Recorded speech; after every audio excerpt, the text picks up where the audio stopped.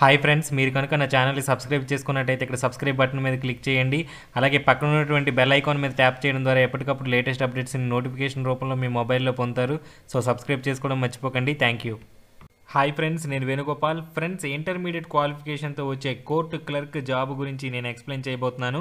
Already SSC CHSL ద్వారా వచ్చే అనేక జాబుల గురించి నేను ఎప్పటికే ఎక్స్ప్లెయిన్ చేశాను. Postal assistants, lower divisional clerk, data entry operator జాబ్స్కి సంబంధించి వీడియోస్ నేను ఆల్రెడీ అప్లోడ్ చేశాను. ఎవరైనా చూడనట్టయితే చూడండి. ఈరోజు ఇంటర్మీడియట్ క్వాలిఫికేషన్తో సిహెచ్ఎస్ఎల్ నోటిఫికేషన్ ద్వారా వచ్చే కోర్టు క్లర్క్ జాబ్ గురించి ఎక్స్ప్లెయిన్ చేయబోతున్నాను. కోర్టు క్లర్క్ వర్క్ ఏ రకంగా ఉంటుంది, శాలరీ ఎలా ఉంటుంది, ప్రమోషన్స్ ఎలా ఉంటాయి, అలాగే కెరీర్ ఎలా ఉంటుంది అనే అంశాలు ఈ వీడియోలో నేను మీకు చెప్పబోతున్నాను. ఫ్రెండ్స్, మీరు కనుక నా ఛానల్ సబ్స్క్రైబ్ చేసుకున్నట్టయితే వెంటనే సబ్స్క్రైబ్ చేసుకోండి. సబ్స్క్రైబ్ చేసుకుంటే ఇటువంటి అప్డేట్స్ని ఎప్పటికప్పుడు మిస్ అవ్వకుండా పొందుతారు. సో ఫ్రెండ్స్, ఈరోజు వీడియోలోకి వచ్చినట్టయితే ఈ కోర్టు క్లర్క్ యొక్క ప్రధాన డ్యూటీస్ ఏ రకంగా ఉంటాయంటే, ఎస్ఎస్సి సిహెచ్ఎస్ఎల్ ద్వారా వచ్చే ఈ కోర్టు క్లర్క్స్ని ట్రిబ్యునల్స్లో క్లర్క్స్ కింద వేయడం జరుగుతుంది. ఈ ట్రిబ్యునల్స్లో క్లరికల్ హోదాలో వీళ్ళు తమ యొక్క విధుల్ని నిర్వర్తిస్తూ ఉంటారు. ఈ ట్రిబ్యునల్స్ అంటే ఏంటంటే, మన దేశంలో చాలా ట్రిబ్యునల్స్ ఉన్నాయి. Central administrative tribunal, debt recovery tribunal, అలాగే నేషనల్ గ్రీన్ ట్రిబ్యునల్, ఇలా చాలా ట్రిబ్యునల్స్ అనేవి ఉన్నాయి. ఈ ట్రిబ్యునల్స్ యొక్క ప్రధాన డ్యూటీస్ ఏంటంటే, ఫర్ ఎగ్జాంపుల్ ఇప్పుడు నేషనల్ గ్రీన్ ట్రిబ్యునల్ తీసుకున్నట్టయితే, ఈ నేషనల్ గ్రీన్ ట్రిబ్యునల్ అనేది పర్యావరణ సంబంధిత కేసుల గురించి పనిచేస్తూ ఉంటుంది. అక్కడ వివాదాలను పరిష్కరించడం, బాధితులకు నష్టపరిహారం అందేలా చేయడం. సో ఈ రకంగా ఎవరి పక్షాన న్యాయం ఉంటే వారి పక్షాన ఈ యొక్క గ్రీన్ ట్రిబ్యునల్ అనేది అండగా నిలబడడం జరుగుతుంది. వారికి న్యాయం జరిగేలా చేస్తుంది. సో ఇటువంటి కేసులన్నీ కూడా ఈ గ్రీన్ ట్రిబ్యునల్ చూసుకుంటుంది. సో ఇలాగ ఒక్కొక్క అంశానికి సంబంధించి ఒక్కొక్క ట్రిబ్యునల్ అనేది మన దేశంలో ఉంది. సో ఈ ట్రిబ్యునల్స్లో ఈ కోర్టు క్లర్క్స్ అనే వాళ్ళు క్లరికల్ హోదాలో తమ యొక్క విధులను నిర్వర్తిస్తారు. ప్రధానంగా ఏంటంటే అడ్మినిస్ట్రేటివ్ వర్క్స్ చేస్తూ ఉంటారు.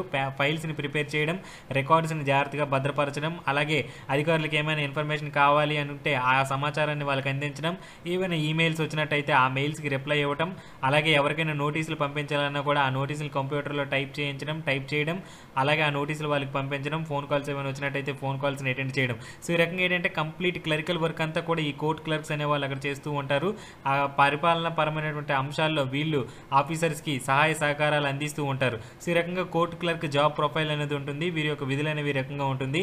ఇక ఏజ్ లిమిట్ విషయానికి వచ్చినట్టయితే 18 నుంచి 27 సంవత్సరాల వయోపరిమితి ఉన్న వాళ్ళు ఎవరైనా సరే ఎస్ఎస్సి సిహెచ్ఎస్ఎల్ ఎగ్జామ్కి అప్లై చేసుకోవచ్చు.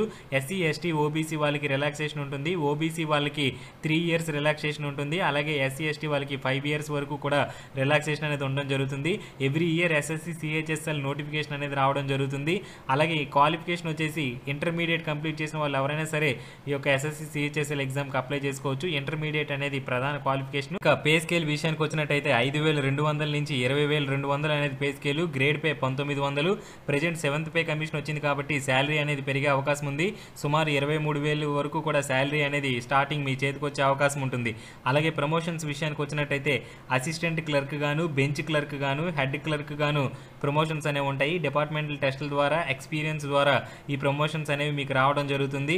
అలాగే ఫెసిలిటీస్ విషయానికి వచ్చినట్టయితే డిఆర్ఎస్ ఎలివెన్స్ ఉంటుంది, ట్రాన్స్పోర్ట్ ఎలివెన్స్ ఉంటుంది, హౌస్ రెంట్ ఉంటుంది, మెడికల్ అండ్ ఇన్సూరెన్స్ ఫెసిలిటీస్ ఉంటాయి. ఏ రకంగా అయితే సెంట్రల్ గవర్నమెంట్ ఎంప్లాయీస్కి ఫెసిలిటీస్ వస్తాయో వీళ్ళకి కూడా అన్ని రకాల ఫెసిలిటీస్ అనేవి రావడం జరుగుతుంది. ఇక రిక్రూట్మెంట్ ప్రాసెస్ విషయానికి వచ్చినట్టయితే టైర్ 1, టైర్ 2, టైర్ 3 ఇలాగ 3 టైర్స్లో సిహెచ్ఎస్ఎల్ ఎగ్జామ్ అనేది ఉంటుంది. ఆల్రెడీ సిహెచ్ఎస్ఎల్ ఎగ్జామ్ ఏ రకంగా ఉంటుందని నేను చాలా వీడియోస్లో చెప్పాను. పోస్టల్ అసిస్టెంట్, అలాగే lower divisional clerk, data entry operator వీడియోస్లో చెప్పాను.